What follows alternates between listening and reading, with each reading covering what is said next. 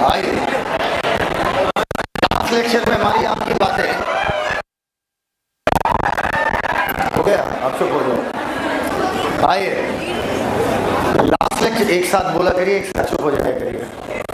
Mood का कोई भरोसा नहीं होता, कब घूम जाए। आओ बेटा, इधर देखिएगा। लास्ट लेक्चर में हमारी बातें फाइलम हेमिकॉर्डेटा तक हुई थी। फाइलम इकाइनोडर्मेटा, फाइलम हेमिकॉर्डेटा और फाइलम टिनोफोरा, इनके सारे के सारे मेंबर आपके क्या होते हैं? मेराइन। पक्का? अब सुनना मेरी बात। अगर हम बात करें किस फाइलम में, ये बताओ किस फाइलम में आपका मेंटल कैविटी पाई गई थी? मोलस्का। अच्छा, गिल्स क्या मोलस्का में मौजूद थे? रेस्पिरेशन एक्सक्रीशन दोनों कराते थे। अब आज हम लोग का फाइलम आएगा फाइलम कॉर्डेटा। कल कॉर्डेटा खत्म करके हम जीडी करेंगे, अर्थात ग्रुप डिस्कशन। चलो भैया, सबसे पहले आप सभी लोगों को बहुत बहुत बधाई हो चंद्रयान 3 के लिए। कुछ ऐसा तुम लोग भी करो, बड़ा ऐसा करो, कोई बहुत नहीं, ये बड़ी बात है, बहुत बड़ी बात है। क्योंकि जो काम देखो हम में और चाइना में, अभी चाइना ज़्यादा डेवलप है, ठीक है, इतने डेवलप हैं कि वो 1925 करोड़ में भेजे और हम 615 में भेज दिए। नहीं समझे हमारी बात? वो 1925 करोड़ में वही काम किए जो हम लोगों ने कितने में किया? 615। और जो हमारी वाली लैंडिंग थी वो कठिन जगह थी, वहाँ पर लैंडिंग बहुत मुश्किल है, वहाँ पर अभी तक लैंडिंग हुई नहीं, ठीक है। वो हार्श एरिया, वहाँ पर भयानक ठंड है, वहाँ का जो एरिया है वो ज़्यादा रफ है, और हमने वही काम 615 करोड़ में किया, और इसे बोलते हैं टेक्नोलॉजी। और आप भी इस तरीके की ऑर्गेनाइजेशन जो होती हैं, इसरो, नासा, नाम सुना होगा, ठीक है। देखो कितनी अच्छी, कितनी बड़ी बात है यार, कितनी बड़ी बात है, कितने कम बजट में इतनी सॉफ्ट लैंडिंग कराना। मैं तो पूरी लैंडिंग देख रहा था बैठ के, आराम से 1 घंटे तक बैठ के देखा कैसे कैसे लैंड हो रहा है। आप लोगों ने भी देखी? आप लोगों ने रील देखी होगी, मुझे पता है। हाँ, क्या क्लास में देख रहे थे? अच्छा, बधाई दी थी तो आप। अच्छा, इसरो वगैरह में आप लोग को लगता है आप नीट से जा सकते हो? बिल्कुल जा सकते हो, आप जा सकते हो with the help of astrobiology. आप नीट निकालो, इंडियन इंस्टीट्यूट ऑफ साइंस में अप्लाई कर दो। पता ही नहीं होता ना बात, सबसे बड़ा प्रॉब्लम ये, आपको लगता है नीट मतलब डॉक्टर, ऐसा नहीं होता बेटा। नीट के मार्क्स बहुत बहुत जगह पर लगते हैं। आप IISc में एडमिशन ले लो, इंडियन इंस्टीट्यूट ऑफ साइंस, वहाँ से बैचलर मारो, उसके बाद वहीं से आप बैचलर के बाद मास्टर्स लो, उसके बाद अगर आपने PhD कर ली तब तो आपने बमचक काट ली, ठीक। और एस्ट्रोबायोलॉजी बहुत उभरता हुआ ब्रांच है, बहुत कम लोगों को पता है। और कोई भी जो नया ब्रांच होता है ना, कोई भी नया ब्रांच, उसमें सबसे ज़्यादा सक्सेसफुल होने के चांसेस होते हैं, क्योंकि कंपटीशन होता है कम, फाइट कम, लोगों को पता होता है कम, तो लोग। अच्छा, मैं बता रहा हूँ, इतने लोग बैठे हो, शायद ही कोई एस्ट्रोबायोलॉजी जानता हो, नहीं जानते ना, जो एलियन साइंस पे स्टडी करते हैं। और एलियन साइंस एक ऐसा साइंस जिसमें बहुत मज़ा आएगा, हर किसी को इंटरेस्ट है एलियन में। यहाँ जितने बैठे हो सबको इंटरेस्ट होगा एलियन में, एलियन कैसे होंगे, ऐसे कौन सा प्लेनेट हैबिटेबल है, कौन सा प्लेनेट अनहैबिटेबल है। मैंने किया था डिप्लोमा यूनिवर्सिटी ऑफ एडिनबर्ग से एस्ट्रोबायोलॉजी का, मतलब दोनों, हायर वाला भी लोअर वाला भी। एडिनबर्ग कहाँ पे है? रावतपुर के आगे, स्कॉटलैंड में। तो लिटरली आपको मज़ा बहुत आएगा, इसलिए नहीं कि मुझे मज़ा आया, सबको आएगा, सबको प्लैनेट, स्टार्स, मतलब गधा भी हो, उसे कुछ ना पता हो, लेकिन मंगल ग्रह आज बड़ा दिखेगा, आज प्लूटो गुजर रहा है, तो ये सुनने में साउंड्स गुड। तो नीट निकालिए, नीट के बाद आप IISc में अप्लाई कर दीजिए, और नीट वाले ना के बराबर जाते हैं इस तरीके की ऑर्गेनाइजेशन में, और इसरो फटाक से आपको उठा लेगा। तो इस तरीके से एक ही ब्रांच नहीं, बहुत सारी ब्रांचेस है, बहुत सारे स्कोप है, लेकिन आप नीट को MBBS से तोल देते हो। MBBS दुनिया कर रही है, समझ रहे हो मेरी बात? कुछ अलग करो, कुछ डिफरेंट करो। 615 में गए, आपकी तुम 300 में भेज दो। बोलो बेटा, बोल नहीं रहे? सब लोग मून पे पहुंच गए हो क्या? अच्छा, आओ इधर देखो, बोर्ड की तरफ देखो। नहीं, अगर मुझे मौका मिले मंगल जाने का, ये भी कह दो कि वापस नहीं लौटोगे, 6 महीने रहो उसके बाद मर जाओगे, हम चले जाएंगे तुरंत। हमने अप्लाई भी किया था, एक नासा ने निकाला था कि मंगल ग्रह कौन कौन जाना चाहते हो, आउटगोइंग है, इनकमिंग नहीं है, उसमें ये था। तो मुझे लगा कोई अप्लाई नहीं करेगा, कौन अपनी जान की बाजी खेलेगा, इतना किसी मंगल ग्रह से प्यार हो गया। मैं अप्लाई किया, पता चला 1 लाख लोग और थे। और क्या, यहाँ 1 लाख की भीड़, वहाँ कहाँ श्वेत दंडिका को लेंगे, सीधी सी बात है। आइए बात करते हैं फाइलम कॉर्डेटा पर। समझना मेरी बात, लैक ऑफ इंफॉर्मेशन कई बार हमें सक्सेसफुल होने से रोक देती है, इंफॉर्मेशन का ना होना। अगर आपके पास इंफॉर्मेशन होती है ना, समझिएगा मेरी बात, तो आप अपनी लाइफ में बहुत सारी अपॉर्चुनिटी अभी भी खो चुके हो। जैसे आपने ओलंपियाड नहीं दिया होगा, ठीक है, इंटरनेशनल बायोलॉजी नेशनल दिया होगा, इंटरनेशनल नहीं दिया होगा, आप दे सकते थे, कक्षा 11-12 में दे सकते थे, अरे बायोलॉजी से दे देते। वो कट ऑफ इतना लो जाता है कि मजाक जाता है, कट ऑफ के नाम पे मजाक होता है। वो एक क्वेश्चन एक पेज का होता है, ठीक है, और पेपर सिर्फ और सिर्फ आप, मैं सच बता रहा हूँ, किसी ने एनसीईआरटी काफ़ी डीपली समझी हो, डीपली, और वो गेस करना जानता हो कि आंसर ये, मतलब उसमें ये नहीं पता होता आंसर क्या होगा, उसमें ये पकड़ो कि कौन कौन सा गलत लग रहा है कि अकॉर्डिंग आप टिक करोगे। ये नहीं बोल पाओगे यही होगा, ये तो नहीं बोल पाओगे, ये तो टीचर नहीं बोल पाएगा, तुम कहाँ से बोल दोगे। आप गेस करोगे नहीं यार ये ऐसा तो नहीं होना चाहिए, तो इस बेस पे आप कट करते हो। आपने आईबीओ खो दिया, आपने एनबीओ खो दिया, national biology olympiad, international biology olympiad. आप अभी भी देख लीजिएगा, नीट के जो टॉप 100 होते हैं, चेक कर लेना, वो ओलंपियाड निकाले हुए लौंडे होते हैं, ओलंपियाड उनका निकला होता है कि वो इतने हाई पेपर की प्रैक्टिस कर लेते हैं। मैं बात करता रहता हूँ ना लोगों से, तो उन्होंने मुझे बताया था कि जैसे नीट, मैंने कहा मतलब पूछता हूँ, मैं क्या मतलब 720 में 720 कैसे भाई, किस लॉजिक, कहते सर कोई पेपर है। सर आप बताइए सर, अगर अभी किसी बच्चे को क्लास 9 का पेपर दे दूँ तो सर उसके लिए वो क्या है, मैं कहा फुल स्कोर करेगा। कहते सर नीट का पेपर भी हमारे लिए ऐसा ही था। कहाँ सर हम बायोलॉजी ओलंपियाड, फिजिक्स ओलंपियाड निकाले हुए, और ये कोई पेपर था हमारे लिए, इसको तो सर ऐसे उड़ाया है। तो आप लोग को इसीलिए तो मैं आपको ओलंपियाड के प्रैक्टिस कराने वाला हूँ, बताया था। एक बार कर लोगे ना तो मनोबल कितना ऊपर चला जाएगा कि जैसे ही तुम ये रद्दी वाला पेपर देखोगे तुम उड़ाना शुरू कर दोगे। Are you getting my point? Are you getting my point? आइए बोर्ड की तरफ देखिए, आखिरी फाइलम 11वां फाइलम, 10 फाइलम एक तरफ, कॉर्डेटा हमारा एक तरफ। समझना, थोड़ा लंबा फाइलम है, 1.5 लेक्चर चलेगा, एक एक करके समझते जाना। सबसे पहले कॉर्डेटा में आपके सामने जो 4 लक्षण लिखे हुए हैं, इन्हें ये आपके सामने जो 3 लक्षण लिखे हुए हैं, इन्हें एक एक करके समझो। मैंने आपको बताया था नोटोकॉर्ड क्या होती है। नोटोकॉर्ड जो भविष्य में वर्टिब्रल कॉलम बनाएगी, जो वर्टिब्रल कॉलम को आमतौर पर बोल देते हैं रीढ़ की हड्डी, वर्टिब्रल कॉलम को आमतौर पर क्या बोल देते हैं, रीढ़ की हड्डी। समझिएगा मेरी बात, ये गलत है। जरूरी नहीं वर्टिब्रल कॉलम रीढ़ की हड्डी ही कहलाए, कई बार ये कार्टिलेज का बना रहता है। कुछ ऑर्गेनिज्म में जो रीढ़ की हड्डी, कुछ ऑर्गेनिज्म में वर्टिब्रल कॉलम कार्टिलेजिनस हो सकता है और कुछ ऑर्गेनिज्म में बोनी होगा। समझना मेरी बात, वर्टिब्रल कॉलम कुछ ऑर्गेनिज्म में कार्टिलेज का बना होगा, कुछ में क्या होगा, बोन का बना होगा। हम लोगों में किसका बना हुआ है, बोन का। तो जितने भी कॉर्डेट हैं उन सबके पास क्या होगी, नोटोकॉर्ड। अच्छा याद करो, मैंने आपको पढ़ाई थी नर्व कॉर्ड, लेक्चर नंबर 1 यार। नर्व कॉर्ड ही फूल के आप नर्व कॉर्ड ही डेवलप होकर क्या बनाई थी, स्पाइनल कॉर्ड, पक्का। तो बेटा ये बताओ, स्पाइनल कॉर्ड अंदर से खोखली होती है कि सॉलिड? खोखली। ब्रेन भी अंदर से खोखला है, सबका, और स्पाइनल कॉर्ड भी अंदर से कैसी है, खोखली। अगर स्पाइनल कॉर्ड अंदर से खोखली है और वो बनी किससे है, नर्व कॉर्ड से, पहला लेक्चर किए होना यार। तो इसका मतलब नर्व कॉर्ड भी आपकी कैसी रही होगी, खोखली। तो दूसरा है इनका डोर्सल, हमारा स्पाइनल कॉर्ड किधर है, डोर्सल। अरे यार नर्व कॉर्ड या भविष्य का क्या है, spinal cord, dorsal hollow nerve cord. अब सबसे लास्ट वाला पॉइंट समझना, फेरेंजियल गिल स्लिट क्या होती है। कभी आपने मछली देखी? आप मछली में गौर करना, यहाँ पर साइड में खांचे पाए जाते हैं, देखा है? खांचे मतलब दरारें होती हैं। अगर आप उंगली डालोगे तो आप गिल्स छूओगे, और अगर गिल्स फाड़ दोगे तो आप फेरिंग्स में पहुंच जाओगे। ये बताओ, फेरिंग्स, लैरिंग्स, ट्रैकिया, फेरिंग्स यहीं कहीं होगा। अगर मैं यहाँ पर ब्लेड लेकर काटूं और उंगली डालूं तो किस में जाएगी, फेरिंग्स में। इसलिए इन्हें बोला गया पेयर्ड। पेयर्ड मतलब दोनों तरफ पाई जाएंगी आपकी गिल स्लिट्स। हम लोगों में क्या ऐसी कोई स्लिट दिखाई दे रही?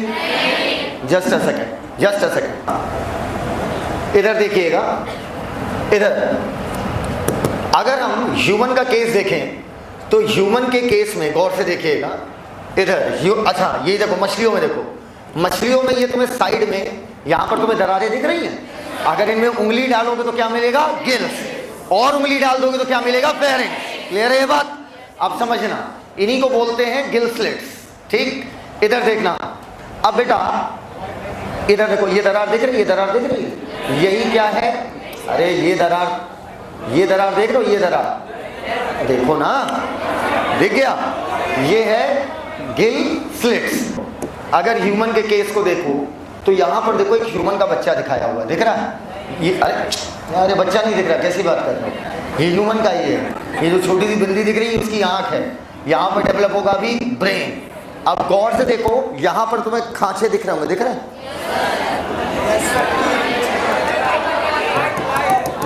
ये खांचे तुम्हें दिख रहे हैं कि नहीं दिख रहे हैं? इधर देखना बोर्ड की तरफ, अभी देखो ये जो खांचे दिख रहे हैं, ये खांचे एम्ब्रियोनिक डेवलपमेंट के दौरान थे हमारे यहाँ पर। लेकिन समझना मेरी बात, 9 महीने के डेवलपमेंट के दौरान ये खांचे आपके भर गए और इसके ऊपर क्या आ गई? स्किन। गिल स्लिट सब में होती है, चाहे फिश हो, चाहे एम्फीबिया हो, चाहे रिप्टाइल हो, चाहे बर्ड हो, चाहे मैमल, गिल स्लिट सबके पास होगी A to Z, जितने भी नाम लिया। तो अब यहां पर क्या लिखा हुआ? Paired pharyngeal gill slit, comparison between chordate and non chordate. ऊपर कॉर्डेट और नॉन कॉर्डेट में, अब ईमानदारी से उधर मत देखिएगा, अगर मैं कंपैरिजन कर रहा हूं दो लोगों में, मैं पतला तो मेरा भाई मोटा, मैं गोरा, पक्का मेरा ढाल चूसे हुए आम की जैसा, इनका कद्दू जैसा। बोलो बेटा, मैं फैटलेस, ये फैटी, मैं मस्कुलर, ये नॉन मस्कुलर। जब आप कंपैरिजन कर रहे हो मतलब खेल क्या है? उल्टा। अगर कोऑर्डिनेट में नोटोकॉर्ड है तो नॉन कोऑर्डिनेट में नहीं होगी। ह्यूमन को याद रखो, हम लोग किस में आते हैं?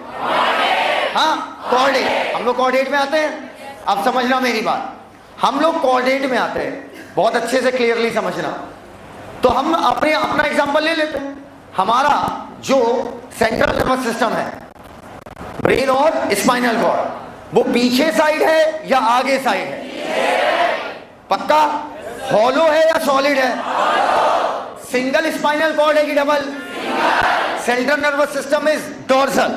हम लोगों में डोर्सल मतलब नॉन कोऑर्डिनेट में वेंट्रल, हम लोगों में हॉलो मतलब नॉन कोऑर्डिनेट में सॉलिड, हम लोगों में सिंगल मतलब नॉन कोऑर्डिनेट में डबल। याद करो अर्थमोम, डबल वेंट्रल नर्व कॉर्ड। याद आया?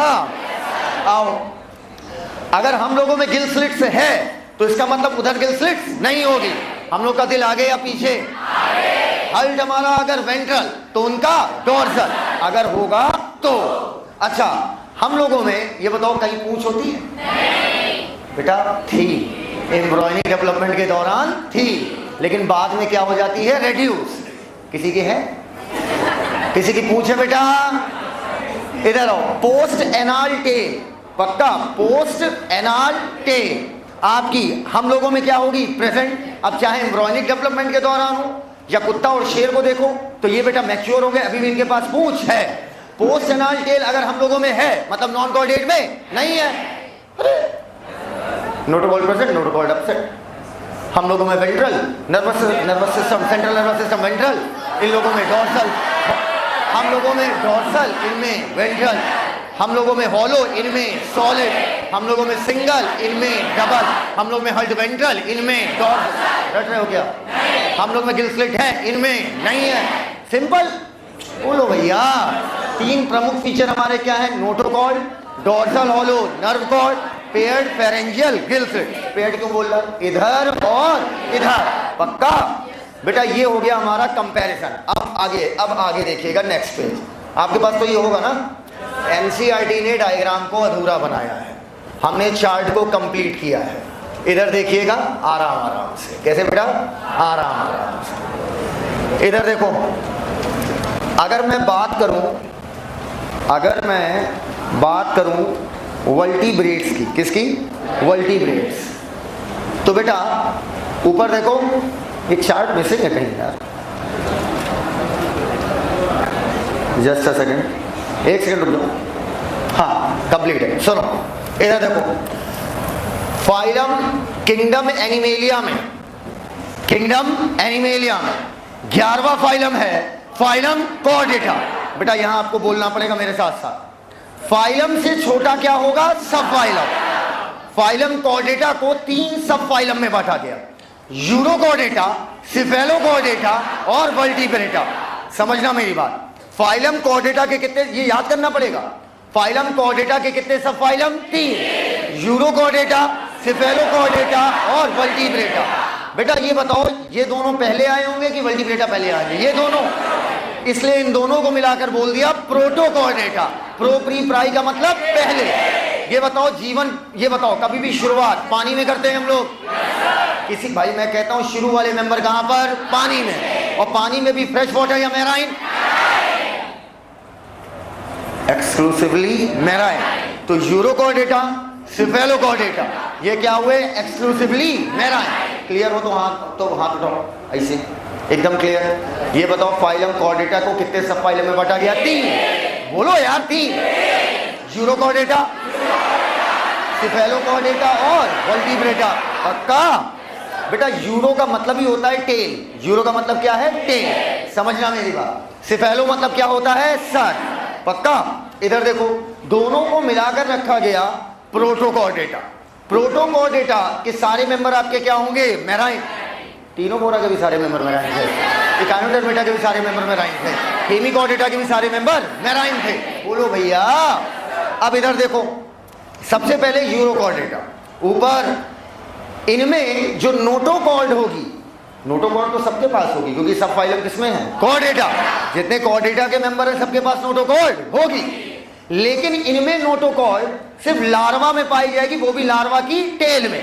यूरो का मतलब क्या हुआ? टेल। यूरो का मतलब टेल, अर्थात इनमें नोटोकॉर्ड लार्वा की किसमें पाई जाएगी? टेल में। अगला है सिफेलोकॉर्डेटा, ऊपर सिफेलोकॉर्डेटा। सिफेलोकॉर्डेटा का मतलब क्या हुआ? सर। अर्थात इसमें आपका जो नोटोकॉर्ड है वो हेड से लेकर टेल तक पाई जाएगी, सिर्फ लार्वा में नहीं, through out the life. Larva में भी होगा, एडल्ट में भी होगा। नहीं क्लियर है क्या? क्लियर नहीं है क्या? हाँ, यूरोकॉर्डेटा में नोटोकॉर्ड कहां पाई जाएगी? लार्वा की टेल में। सिफेलोकॉर्डेटा कहां पाई जाएगी? Head to tail. अब बात करते हैं वर्टिब्रेटा में। वर्टिब्रेटा में नोटोकॉर्ड वर्टिब्रल कॉलम बना लेगी। अब वो वर्टिब्रल कॉलम चाहे कार्टिलेज का बना हुआ, चाहे वो आपका बोन का बना हुआ, फॉर्म बोनी कार्टिलेजिनस, बोनी हो या कार्टिलेजिनस, वर्टिब्रल कॉलम। क्या यहां तक बात एकदम क्लियर है बेटा? तो बोलो फाइलम कॉर्डेटा के 3 सब phylum, urochordata, cephalochordata, vertebrata, larval tail किसमें? यूरोकॉर्डेटा, सर से लेकर टेल तक, through out life, through out life, through out life. और जहां वर्टिब्रल कॉलम बनी वो हो जाएगा वर्टिब्रेटा। गौर से देखो, ऑल वर्टिब्रेट्स आर कॉर्डेट्स। जितने, सुनो तो, जितने भी वर्टिब्रेट हैं सबके सब क्या है? कॉर्डेट। अरे कॉर्डेट के अंदर रखा गया है, लेकिन ऑल कॉर्डेट्स आर नॉट। समझ गए मेरी बात? ये तो मैं इसके लिए भी बोल सकता हूँ, all urochordate are chordates, but all chordates are not urochordate.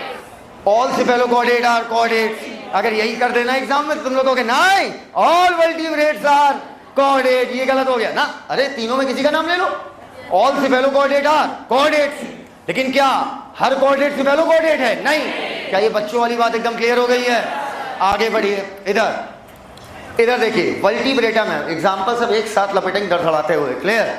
आओ इधर सुनो, वो 2 घंटे में पगलवा देंगे एग्जाम्पल में एकदम, मतलब फिर चिल्लाओ पगलाओ। अब उस दिन खा पी गया ना कायदे से। वर्टिब्रेटा को डिवाइड किया गया 2 पार्ट में। बोलो सब phylum vertebrata gate divided into 2 groups. ये डिवीजन प्लांट वाला डिवीजन मत समझ लेना। डिवीजन मतलब एक जनरली क्या किया गया? डिवाइड। अब बेटा एक को बोला ए गैनाथा। गैनाथा का मतलब होता है जबड़ा। गैनाथा का मतलब जबड़ा।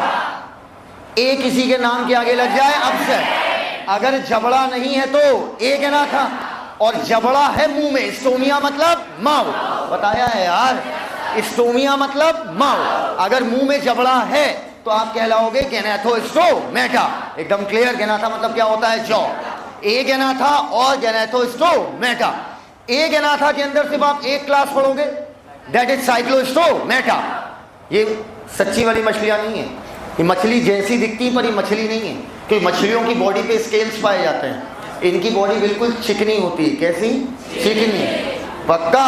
इसके साथ साथ इनके जो फिन्स होते हैं, फिन समझते हो ना, मछली जिससे तैरती है, इनके पेयर्ड नहीं होते हैं, और मछलियों के फिन्स कैसे होते हैं? पेयर्ड। तो ए गैनाथा को ट्रू फिश कहूं या फॉल्स फिश? एकदम क्लियर है ये बात।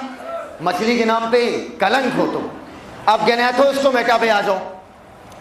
गैनाथोस्टोमेटा जिनके पास जबड़े हैं या नहीं है, इनको दो सुपर क्लास में डिवाइड किया गया। क्लास नहीं बोल रहा हूं, यहां पर आप सुपर क्लास नहीं पढ़ते हो, यहां पर आप सीधे क्या देखते हो? Class Cyclostomata.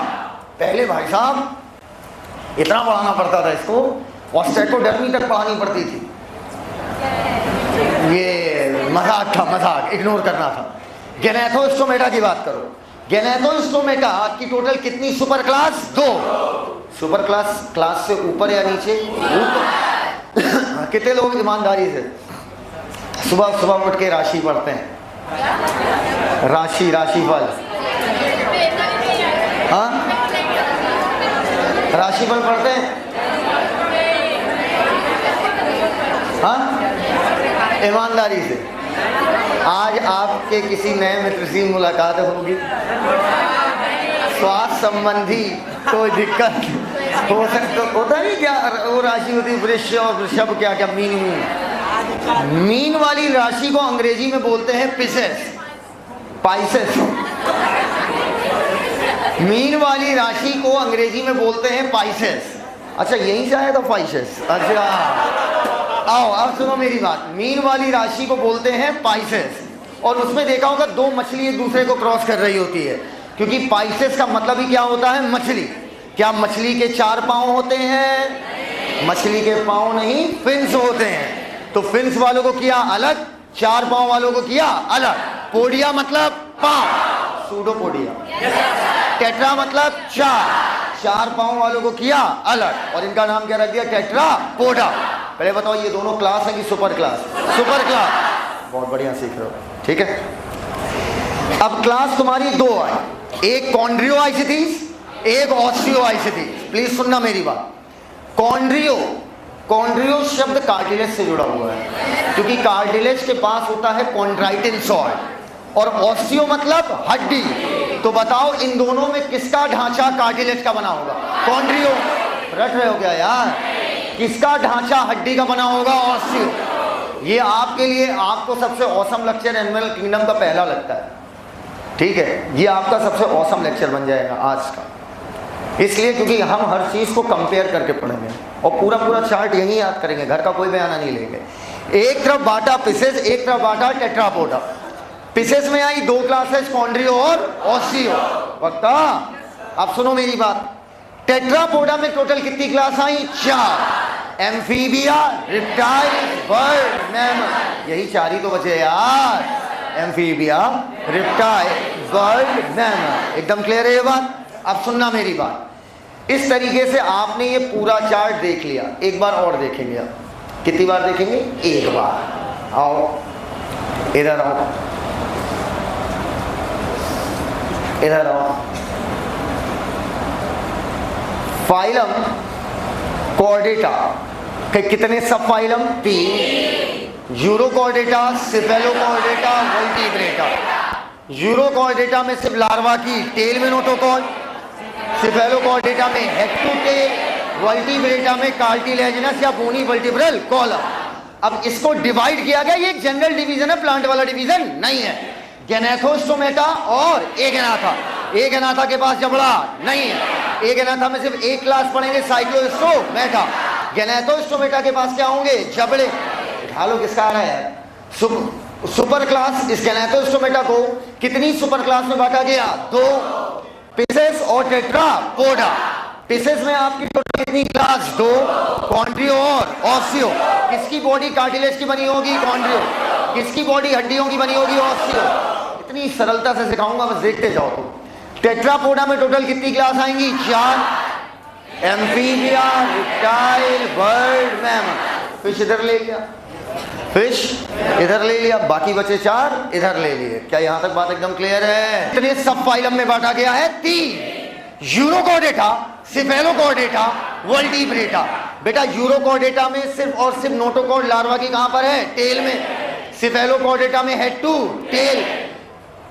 वर्टिब्रेटा में नोटोकॉर्ड रिप्लेस हो गई थी वर्टिब्रल कॉलम से, बोनी और कार्टिलेजिनस। वर्टिब्रेटा को हमने कितने डिवाइड किया? किस में डिवाइड किया है? 2। एक एनाथा, गैनेथोस्टोमेटा। एक एनाथा की क्लास साइक्लोस्टोमेटा, और गैनेथोस्टोमेटा को 2 सुपर क्लास पिसेस और टेट्रापोडा। पिसेस में कितनी क्लासेस? 2, कॉन्ड्रियो और ऑस्टियो। और टेट्रापोडा में टोटल क्लास कितनी हो गई? 4। Amphibia, reptile, bird, mammal. चलो बच्चों सभी लोग रफ कॉपी निकालिए तुरंत। अरे चले कर रफ कॉपी निकालो। गैनाथोस्टोमेटा का 2 सुपर क्लास पिसेस और टेट्रापोडा। पिसेस में आएंगी 2 क्लास, कॉन्ड्रियो और ऑस्टियो। अच्छा, इसके बाद टेट्रापोडा में टोटल क्लास कितनी? 4। Amphibia, reptile, bird, mammal. एकदम क्लियर है बेटा? आओ अब सबसे पहले हम लोग बात करेंगे इन तीनों मछलियों पर एक साथ। पहली वाली को हमने फॉल्स फिश बोला है क्या? पहली वाली साइक्लोस्टोमेटा, ये फॉल्स फिश है क्योंकि इनके पास ना तो इनके पास स्केल्स होती हैं, ना तो इनके फिन्स आपके पेयर्ड होते हैं। अब इधर देखना बोर्ड की तरफ, कुछ डायग्राम दिखा रहा हूँ, उन्हें देख लीजिएगा, कॉन्सेप्चुअल क्लैरिटी बढ़ जाएगी। इधर देखिएगा, अगर खुल गए तो आपकी किस्मत। अच्छा अब गौर से देखो, ये पहला डायग्राम है। पहला डायग्राम देखिएगा, यार बंद कर देना, तुम आके खोल देना थोड़ी देर में। पहला डायग्राम गौर से देखिए, क्या इसकी बॉडी पर किसी प्रकार की कोई स्केल दिखाई दे रही है? नहीं। माउथ क्या तुम्हें इसका सर्कुलर लग रहा है क्या? अगर किसी का माउथ सर्कुलर है, बेटा ऐसे बनाओ, मुंह बनाओ, अपना हाथ चूसो, सक करो, बस आओ। माउथ आपका अगर किसी चीज को आप सक करना चाहते हो तो आपको माउथ कैसा बनाना पड़ेगा? सर्कुलर। तो इनका माउथ सर्कुलर होता है और सकिंग होता है, और ये क्या करती हैं? बड़ी बड़ी मछलियों पे जाकर चिपक जाती हैं। ठीक, बाहर चिपक रही है कि अंदर? बाहर। उन्हीं पर रहती है, उन्हीं से नरिशमेंट लेती हैं और उन्हीं की बॉडी का नुकसान करती हैं। तो कहने का अर्थ क्या हुआ? ये हुए पैरासाइट। एक्टो या इंडो? एक्टो। हर मछली पर नहीं चिपकती है, जिन पर यह आसानी से सक करके चिपक जाए। तो इनका माउथ कैसा होता है? Circular sucking mouth. साइक्लो मतलब क्या हुआ? सर्कुलर। स्टोमिया मतलब माउथ, तो नाम क्या पड़ गया? साइक्लोस्टोमेटा। एकदम क्लियर है वाली बात? आओ बेटा अब देखो, तुम्हें सिखाते जाते हैं, इधर देखते जाओ। ये पता नहीं क्यों डायग्राम्स जो हैं डबल आ रहे हैं, जिन्हें आना चाहिए वो आ नहीं रहे। आओ इधर देखो बेटा, एक एक करके देखते जाओ। सबसे पहला हैबिटाट, पहले सीक्वेंस मत भूलना वरना सब खराब हो जाएगा। साइक्लोस्टोमेटा, कॉन्ड्रियो और उसके बाद ऑस्टियो। अब तीनों में कंपेयर करोगे, अपने आप सीख जाओगे। सबसे पहले हैबिटाट, क्लास में ही हमें ये 13 पॉइंट तैयार करने, घर का कोई चक्कर नहीं, क्लास में ही आपको ये पूरे 13 पॉइंट तैयार करने, कैसे भी किसी भी कीमत पे। बुलंद बोलोगे अपने आप याद हो जाएगा। इधर देखिएगा, इधर बोलो, मैराइन मैराइन दोनों, मैराइन दोनों, मैराइन दोनों मतलब मैराइन भी है और फ्रेश वाटर भी है। पक्का ये वाली बात? पहली वाली मैराइन, दूसरी वाली मैराइन, तीसरी वाली दोनों। अब आ जाओ माउथ के ऊपर। साइक्लोस्टोमेटा का हमें पता है, जो माउथ होगा वो कैसा होगा? सर्कुलर माउथ होगा। तो सीधी बात है, कैसा माउथ होगा? सकिंग।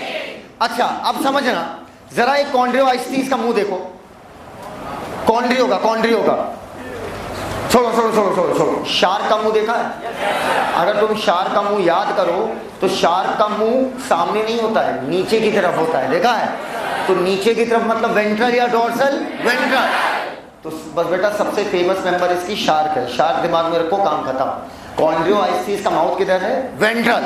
अगर शार्क आपके दिमाग में है कि शार्क कॉन्ड्रियो का मेंबर है तो खेल खत्म। आप सीधी सी बात शार्क दिमाग में डाल लो, उसके बहुत सारे फीचर दिमाग में आ जाएंगे। तो माउथ इसका किधर होगा? नीचे की तरफ। और वहीं पर ऑस्टियो को देखिए, ऑस्टियो का माउथ देखो, इसका डायग्राम क्लियर दिख रहा है, बिल्कुल अंत में है। ऑस्टियो का माउथ देखो बिल्कुल अंत में है। ऑस्टियो का माउथ देखो, पन्ना पलटो बेटा, पन्ना पलटो। ऑस्टियो का माउथ बिल्कुल टर्मिनल है, मिला? टर्मिनल मतलब क्या हुआ? बिल्कुल लास्ट में। बोलो यार, पहले वाले का माउथ किधर है बेटा? Sucking and, circular. दूसरे वाले का कैसा है? नीचे। अगर आपके दिमाग में ये चढ़ा हुआ है कॉन्ड्रियोआइसिस का एग्जाम्पल शार्क, तो आप कई पॉइंट इसके लपेट दोगे। कॉन्ड्रियो का किधर है? वेंट्रल, और ऑस्टियो का किधर है? टर्मिनल। अच्छा ये बताओ, शार्क शुद्ध शाकाहारी है, शुद्ध मांसाहारी, तो बेटा कॉन्ड्रियो का न्यूट्रिशन कैसा है? प्रेडेशियस। और साइक्लो का मैंने अभी बताया एक्टो पैरासाइट ऑन सम विषय, ऑल की सम। आओ अब मेरी बात सुनो, ऑस्टियो का आपको जानना नहीं है, सिर्फ कॉन्ड्रियो का जानना है। कॉन्ड्रियो में क्या एग्जांपल था? शार्क। शार्क कैसा होता है? प्रेडेशियस। प्रेडेशियस कहने का मतलब भयानक मांसाहारी, जो शिकार करे। शेप की बात करें, अभी आपको साइक्लोस्टोमेटा दिखाई गई थी। साइक्लोस्टोमेटा की बॉडी कैसी थी? लंबी लंबी थी या लंबी लंबी? तो साइक्लोस्टोमेटा की बॉडी कैसी हो गई? इलोंगेटेड। अब स्ट्रीमलाइन का मतलब समझो। इधर बेटा आपको पता, पहले जो कारें बनती थी वो डब्बे के आकार की होती थी। पहले जो कार बनती थी वो कोई डब्बे जैसी होती थी, इस टाइप की बनती थी, है ना? लेकिन डब्बे वाली कार में प्रॉब्लम क्या होती थी? जब ये चलती थी तो हवा सामने से टकराती थी, और जब हवा सामने से टकराई, जब कार आगे बढ़ेगी तो हवा टकराएगी, हवा टकराएगी तो एयर कार को रोकने की कोशिश करेगी कि धक्का देने की? रोकने की। अरे भाई, अगर कोई वाहन चल रहा है, कोई कार चल रहा है, कोई ट्रक चल रहा है, तो हवा को छीनते हुए चल रहा है ना, तो अब समझना। लेकिन अब देखो, जो आज की कारें आती हैं वो थोड़ी स्ट्रीमलाइंड आती हैं। स्ट्रीमलाइंड कहने का मतलब लहरदार। अब इसमें क्या होता है? एयर रुकती नहीं है। अब इन कारों में अगर आपका मान लो, इन कारों को अगर आप भगाते हो, जितनी भी स्पोर्ट्स कार हैं जो तेज भागती हैं, तो उनसे क्या होगा? इस केस में हवा रुकेगी नहीं, बिल्कुल इसकी लहर के साथ निकल जाएगी। समझ गए बात को? अर्थात आप एक चीज कभी मत भूलिएगा मेरी, कि विज्ञान जितने भी आविष्कार करता है, क्या बोला? विज्ञान जितने भी आविष्कार करता है वो प्रकृति से ही सीख के करता है, और यही समझदारी है। आप जितना दिमाग लगाओगे ना, सब बेकार है। आप नेचर में देखो, आप नेचर को देखो, नेचर से पकड़ो। इनकी बॉडी स्ट्रीमलाइन इसलिए होती है ताकि ये पानी को चीरते हुए निकल जाए आसानी से। आपको पता है दुनिया की सबसे तेज कार, ठीक है, दुनिया की सबसे तेज कार पैरागिन फैल्कॉन की बॉडी को देख के बनाया गया है। पैरागिन फैल्कॉन दुनिया की सबसे तेज उड़ने वाली चिड़िया है, लगभग 300 किलोमीटर, लगभग 269 या 300 राउंड ऑफ मान लो, 300 किलोमीटर प्रति घंटे की स्पीड। अंदाजा लगाइए, 300 किलोमीटर प्रति घंटे मतलब 1 घंटे 10 मिनट में दिल्ली। 1 घंटे 10 मिनट के अंदर अगर वो उड़ गई ना तो दिल्ली पहुंचेगी। तो हम क्यों रिसर्च करें? हम क्यों इतनी बुद्धि लगाएं? नेचर ने अरबों साल से क्या किया है? रिसर्च ही तो किया है। प्रकृति के हिसाब से खुद को ढाला है, प्रकृति के हिसाब से खुद को बेस्ट बनाया है। बोलो भैया, नेचर यही किया अरबों साल में, कुछ नहीं किया है भाई। ये जो एवोल्यूशन हो रहा है, व्हाट इज एवोल्यूशन? ऊपर वाले द्वारा की गई रिसर्च इज कॉल्ड एवोल्यूशन। उन्होंने देखा एनवायरनमेंट चेंज हुआ, हमारी बॉडी चेंज हुई इसके अकॉर्डिंग। तो आज जो दुनिया का सबसे तेज उड़ने वाला पक्षी होगा, इसका मतलब जब वो उड़ता होगा तो एयर रेजिस्टेंस सबसे कम होगा कि सबसे ज्यादा? सबसे कम। तो उसी से सीख लो, खत्म। तो बेटा दूसरे और तीसरे दोनों की बॉडी आपकी कैसी है? Stream line. अब बेटा स्केल्स क्या होती है समझना। स्केल्स कई प्रकार की पढ़ाई जाती हैं। अगर आपने ईमानदारी से बीएससी की होती तो बीएससी में नॉन कोऑर्डिनेट अलग चलता है, कोऑर्डिनेट अलग चलता है। कोऑर्डिनेट में पढ़ाया जाता है, स्केल कई प्रकार की होती है, साइक्लॉइड, टीनॉइड, गैनॉइड, बहुत प्रकार की, प्लेकॉइड। लेकिन आपको ये सब नहीं जानना कि ये स्केल्स क्या है। शेप के अकॉर्डिंग स्केल्स कई प्रकार की हैं। आपको 3 नाम दिमाग में रखने हैं, मेरे साथ बोलिए। Placoid, cycloid, ctenoid. सिलेबस में इनका शेप नहीं है, शेप के अकॉर्डिंग नाम रखा गया है। जानना है तो बता दो, बोलते ही नहीं हो यार, कोई आवश्यकता नहीं। आओ, प्लेकॉइड बोलो, प्लेकॉइड, साइक्लॉइड, टीनॉइड। प्लेकॉइड वाली किस्में हैं कॉन्ड्रियो में, सीसी वाली किस्में हैं ऑस्टियो में। क्या ये बात एकदम क्लियर है? बोलो ऑस।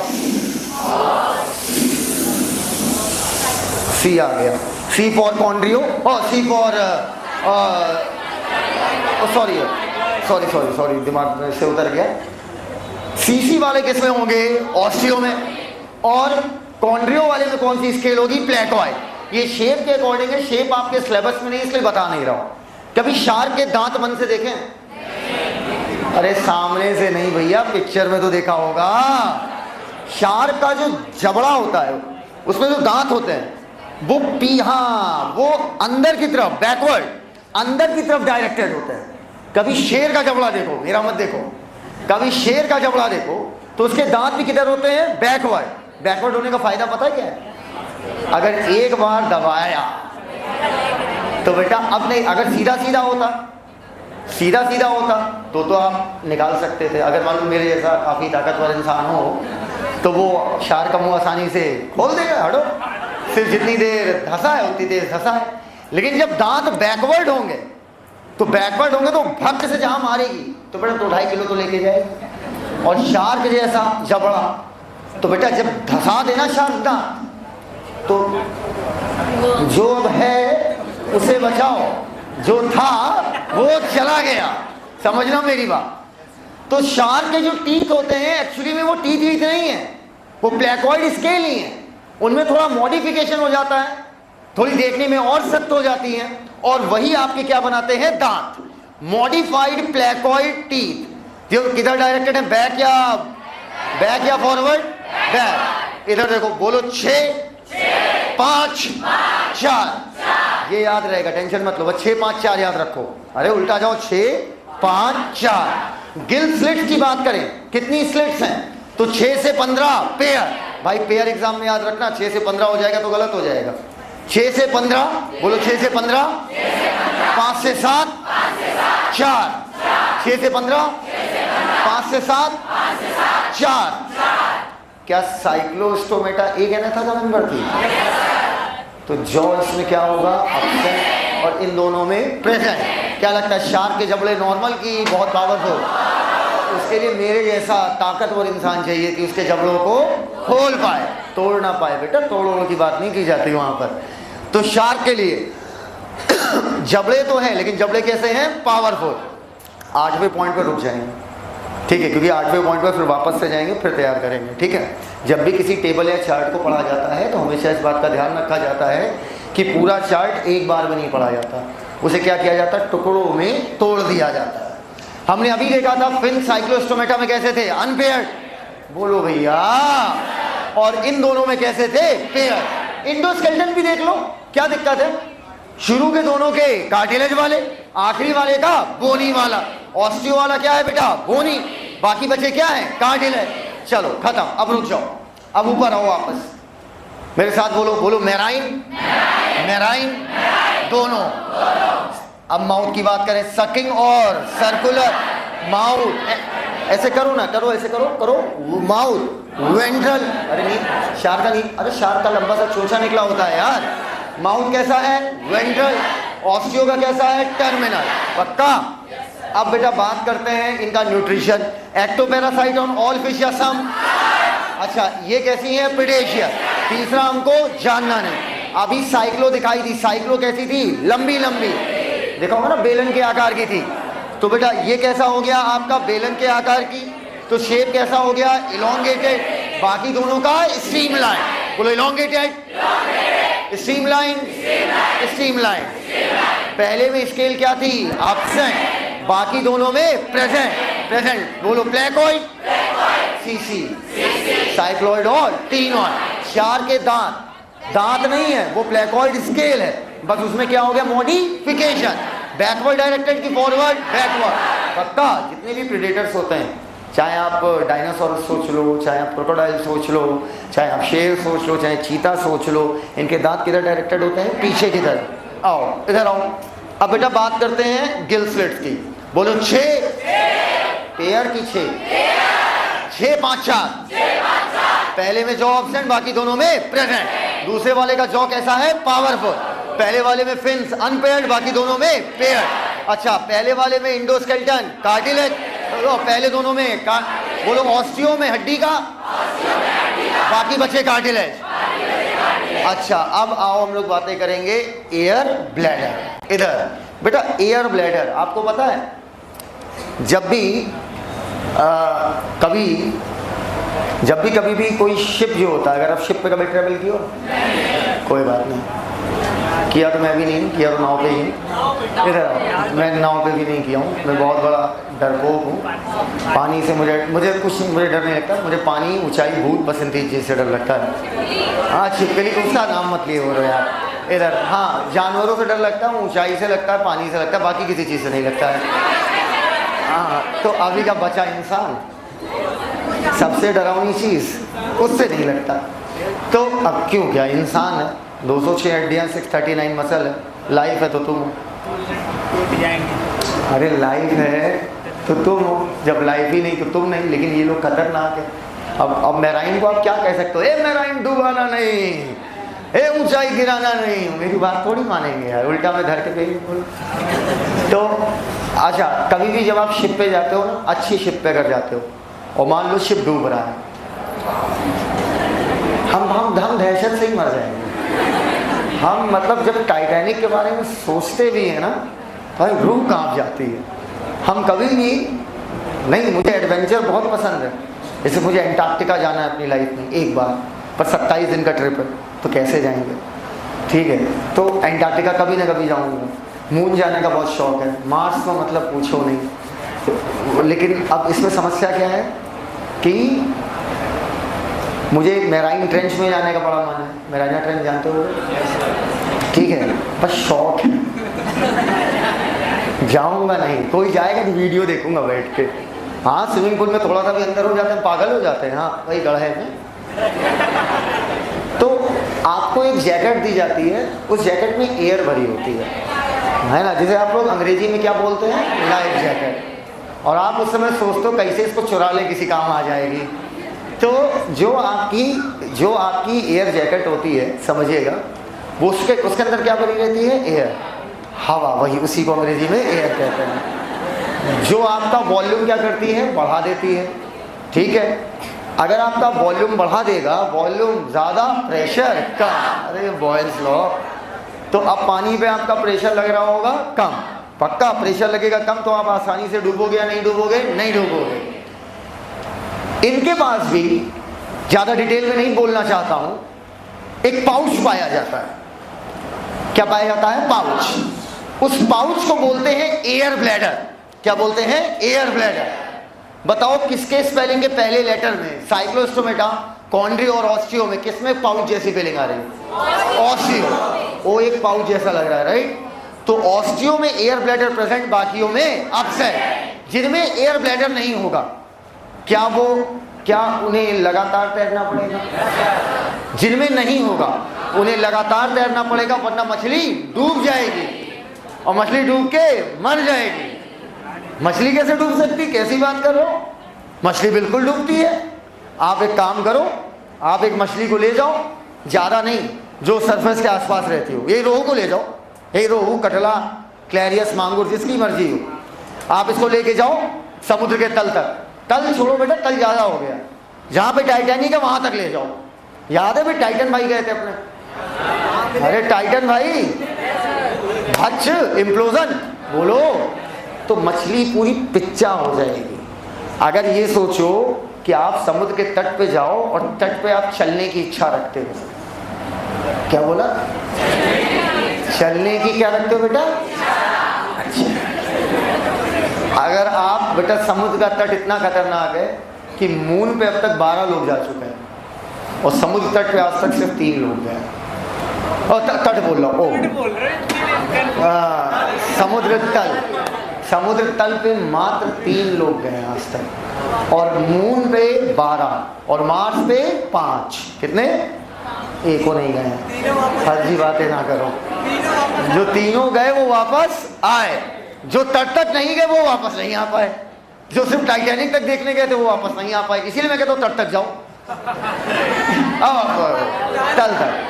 तो वहाँ पर प्रेशर इतना ज़्यादा होता है कि अगर आप अपने पनडुब्बी से बाहर आओगे ना, अगर आओगे बाहर, तो तुरंत पूरे लंग्स में भाग से कोलैप्स, तुरंत वहीं मलीदा बन के इसे गिरोगे, समझ पाए हमारी बात? इतना ऊपर पानी का क्या होता है? प्रेशर।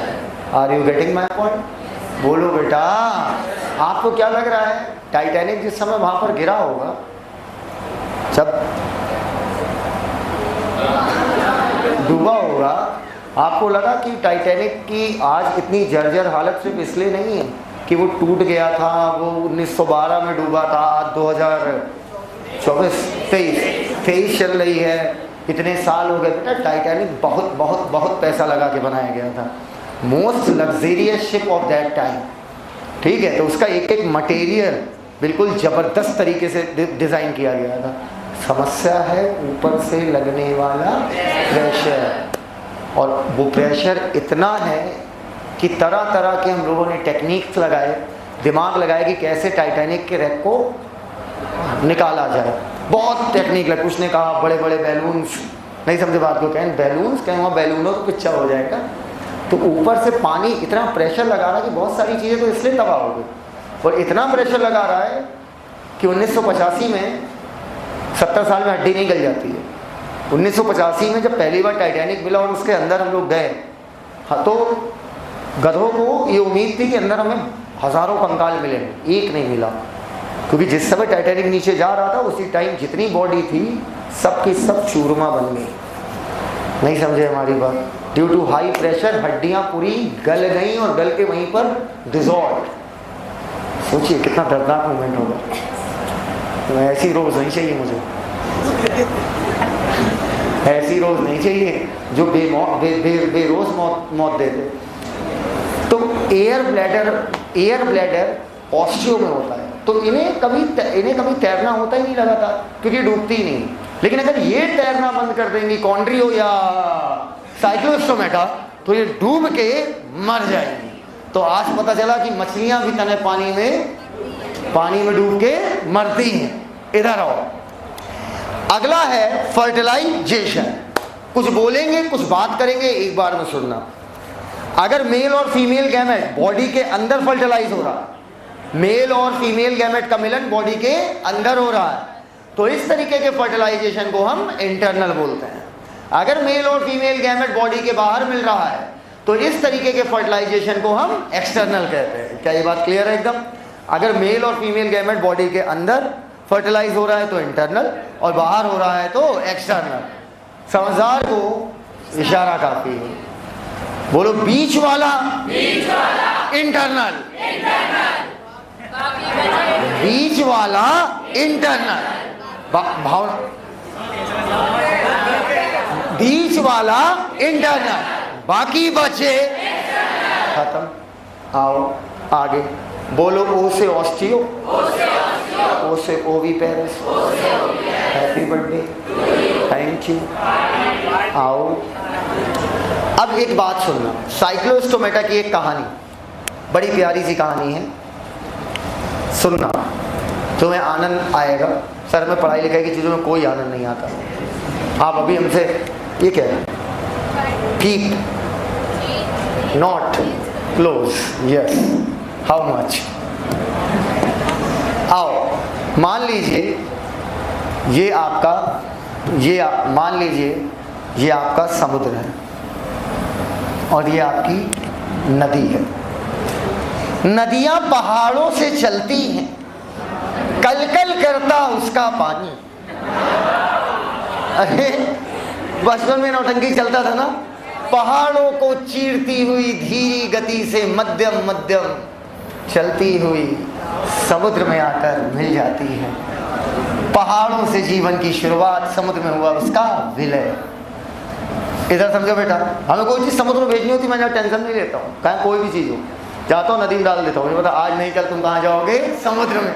आओ अब हमारे जैसे चोर बैठे हो तो अलग बात है, बीच में निकाल लें, पहनना शुरू कर लें। अब सुनना मेरी बात, देखो ज़्यादा डिटेल में आप क्या है नहीं, इसलिए मैं ज़्यादा बोलूँगा नहीं, ठीक है? जितना है उतना बता रहा हूँ, ठीक? मान लो ये एक साइक्लोस्टोमेटा का मेंबर है। किसका मेंबर? साइक्लोस्टोमेटा। बॉडी कैसी है? इलोंगेटेड सर्कुलर माउथ, और इसको देना है आयन। लग रहा ज़्यादा डीप में चली गई, प्रेशर से फट गई। दिखेगा बेटा, अभी तैरना शुरू कर रहे नहीं। आओ ये कहाँ रहते हैं? मेराइन। शुरू के दोनों वाले मेराइन, आखिरी वाले दोनों। इनको बच्चा देना है। ये चल रही है तैरते हुए, तैरते तैरते पानी की मदद से कहाँ चली जाती हैं? Fresh water. पूछो क्यों?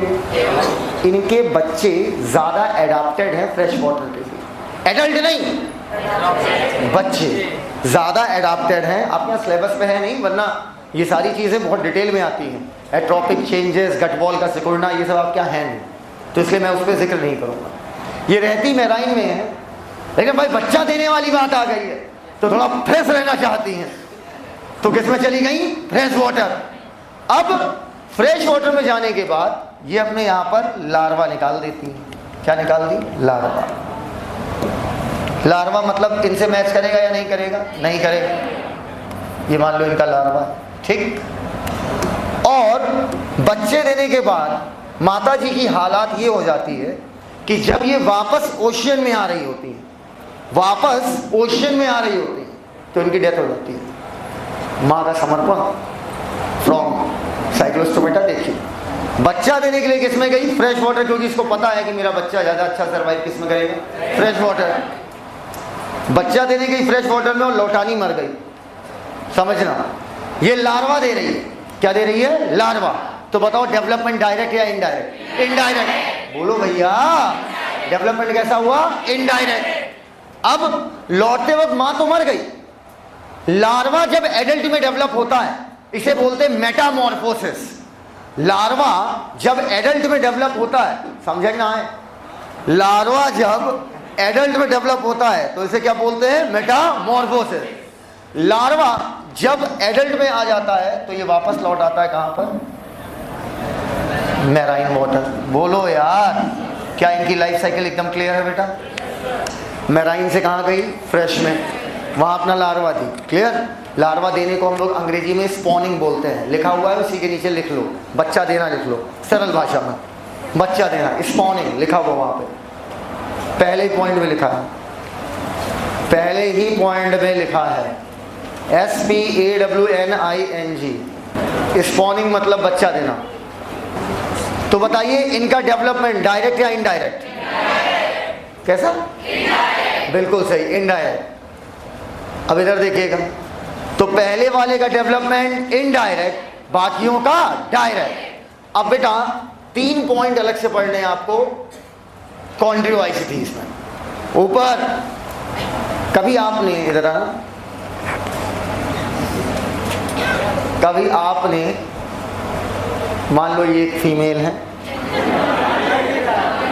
और मैं एक मेल हूँ, ठीक है? तो मान लो यार, और जब भी सुनो, तो जब भी ये वाला डांस होता ना, ये वाला ऐसे करके, ये वाला,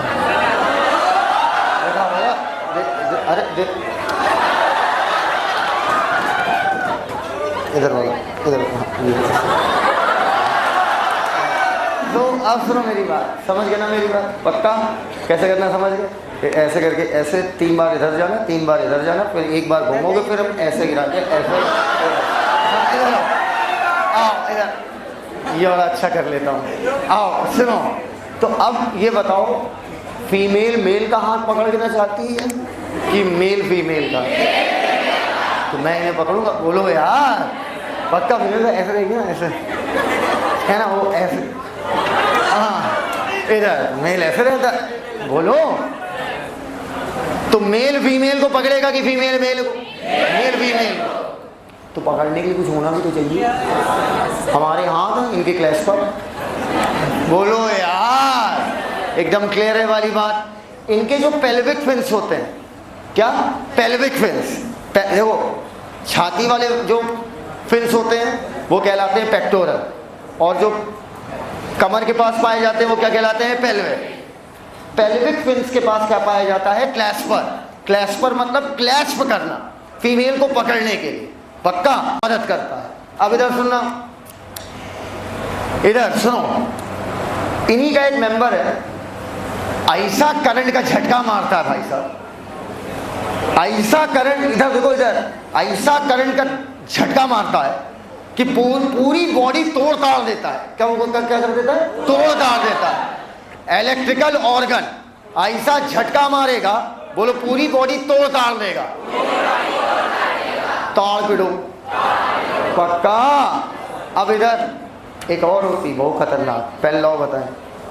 उसके पास डंक रहता है, तुम उसको जैसे ही पकड़ने आओगे ऐसे कहती है ट्राई करो, पॉइजनस स्टिंग। अगर ट्राई किए तो कौन, नाम है ट्राइगॉन। हो रहा ना, मछलियां खत्म। क्या तैयार हो गई हैं? हाँ, मछलियां एकदम तैयार हो गई हैं।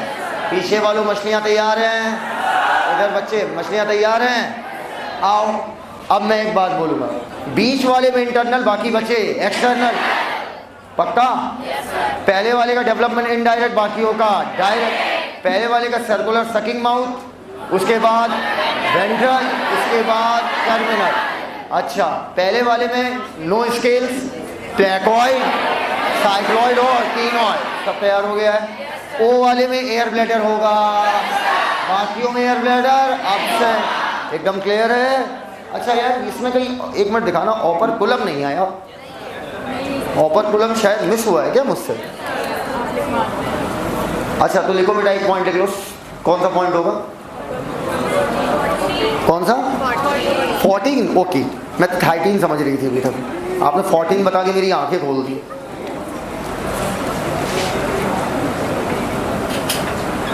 लिखिए, ओपर्कुलम मतलब ढक्कन।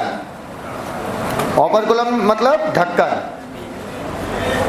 OPERCULUM, ओपर्कुलम। OPERCULUM, ओपर्कुलम। गिल स्लिट्स हैं, अगर इनके ऊपर ढक्कन पाया जा रहा है, उसी ढक्कन को क्या बोलते हैं? ओपर्कुलम। एक काम करोगे? बहुत अच्छा, ओपर्कुलम काटो, लिखो ऑस्टियोआइसिटीज, उसके ओ को अंडरलाइन करो, मजा आ जाएगा। लिखो तो ओ को अंडरलाइन करो बेटा, ऑस्टियोआइसिटीज के तो हमें भी नहीं पता। OSTEOICSTHY,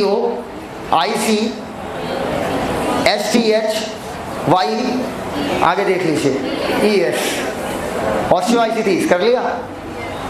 ओ को ऐसे अंडरलाइन करो और नीचे 3 एरो लो। ओ को अंडरलाइन करो, नीचे 3 एरो लो। ओ को अंडरलाइन करो, नीचे 3 एरो लो। कर लिया?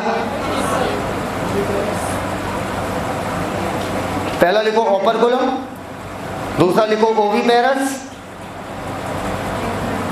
पहला ओपर्कुलम, दूसरा ओविपेरस, और तीसरा गोल गोल कोई ब्लैडर बताया था, कौन सा? Air bladder. जिनके पास नहीं होगा उन्हें लगातार सुन करना पड़ेगा ना। ये मेल के पास क्लैस्पर होगा कि फीमेल? मेल। कॉन्ड्रियो में ध्यान रखना। लिख लिया? आखिरी है ओविपेरस। ओविपेरस, हाँ, एयर ब्लैडर। इस तरीके से हमने फिश खत्म कर ली। एग्जाम्पल्स एक साथ 2 घंटे पगलाएंगे, एक साथ याद करोगे ना भयानक तैयार हो जाएगा। एक साथ 2 घंटे धड़धड़ाते हुए। कल खत्म होगा एम्फीबियन, रिप्टाइल, बर्ड और मैमल। ठीक है, इसके बाद कुछ समय कल हम एग्जाम्पल को देंगे। परसों एनिमल किंगडम की लास्ट क्लास होगी। हाँ, संडे को क्लास लूँगा। ठीक है, संडे को क्लास लेने दो अभी। ठीक है, हाँ, टेस्ट भी होगी और क्लास भी होगी, एनिमल किंगडम का होगा। अभी मैं ओलंपियाड वाले पेपर से सेटिस्फाई नहीं हूँ, थोड़ा और सेटिस्फाई हो जाओ, उसके बाद सिर्फ एनिमल किंगडम का टेस्ट होगा। ठीक है, तो आज की बातें यहीं तक करते हैं, बाकी बातें कल करते हैं। थैंक यू, धन्यवाद।